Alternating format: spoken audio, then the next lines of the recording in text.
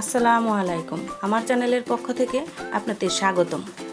আমরা রমজান মাসে ইফতারিতে আলু দিয়ে বিভিন্ন ধরনের আইটেম করে থাকি, তাই আপনাদের জন্য আজ আমি নিয়ে এলাম আলু দিয়ে ভিন্ন ধরনের খুবই মজাদার একটি রেসিপি। আশা করি রেসিপিটি সম্পূর্ণ দেখবেন। তো চলুন রেসিপিটি দেখে নিই।